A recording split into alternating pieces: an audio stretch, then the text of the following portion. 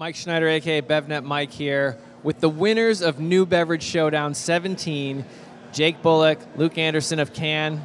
I know you've been watching the live stream, but guys, you gotta keep pitching, right? For the three people who haven't seen yet, what is CANN? So CANN is the first... Pretend you're drinking CANN when you're talking. Do you have any cans? It's the first sessionable cannabis beverage, which means it's a low dose of THC and CBD, 2 milligrams of THC, and it actually tastes great. Yeah, we think we're not only the first sessionable beverage, but the first that tastes amazing. People can't tell the difference between the cannabis version and the virgin version of our products because ingredients are that good. I want to talk about taste a little bit. I noticed that you use very terpene-forward fruits. Is that a mask for the taste of cannabis in your beverage, or is it just pure complementary? It's not a mask. Really complementary. It's not a mask. Yeah, if you taste the cannabis extract that we use in water, there's no detectable taste, and often people will report, "Oh, I think I taste the cannabis," but often it's the lavender or the rosemary that's coming through. Talk to me a little bit about the market. What do you see as the addressable market right now? And we heard on stage that THC is still obviously a statewide. Regulators in state by state need to make decisions. When do you see this being a national addressable market?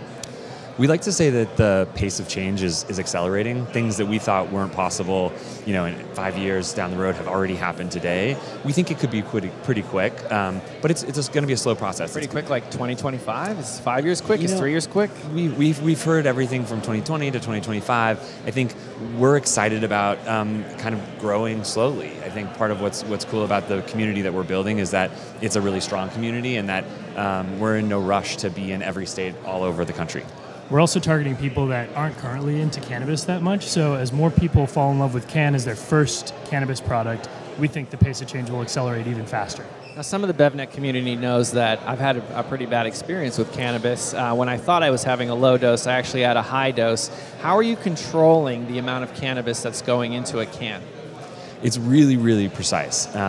We start with an extremely robust emulsion that allows us to batch mix in the manufacturing process, which lets us get to really, really low sort of percent variances around the cannabis. We also use the purest possible cannabis extract as an ingredient into that emulsion, which gives us consistent experience over time. Where's the testing happening? So the testing happens, we're in for sale in California. It's all regulated in the licensed market. There's an independent lab testing function, and we've spent a lot of time sort of rigorously working with the labs and seeing them sort of learn how to test our product and because it is so new, and get those variances really tight so that we can confidently say to the consumer what they're getting.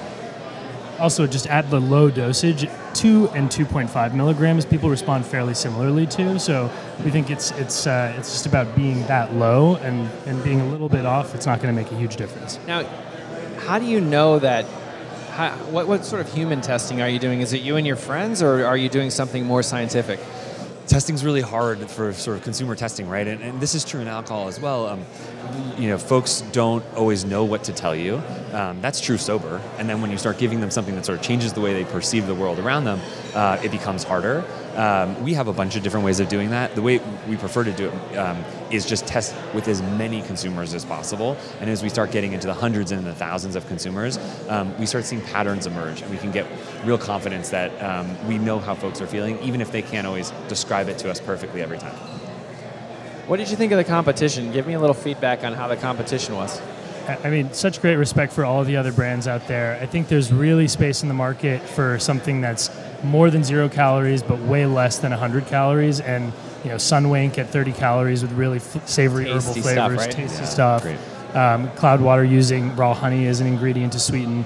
I think people like treats and will sacrifice a little bit on calorie for something that tastes that good. So we're really excited to see a lot up there that was capitalizing on the same sort of movement.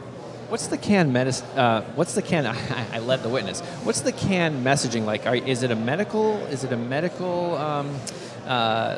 message right now, or is it more of a social message? It's a social message. We say, borrowing from the Innocent guys that started Innocent Smoothies, who we love, our main thing is social cannabis, and we want to keep the main thing the main thing.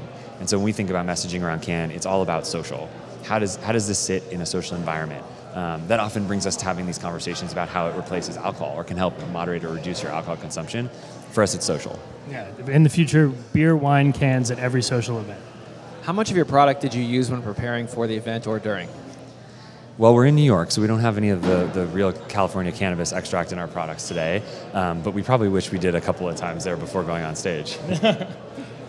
Do you think maybe next time when I come to California, I could try it instead of those gummies? Because those are a lot harder to dose. You're going to like Yes. it a lot better. Come to our office in Venice Beach. What advice do you have for future contestants of the new Beverage Showdown?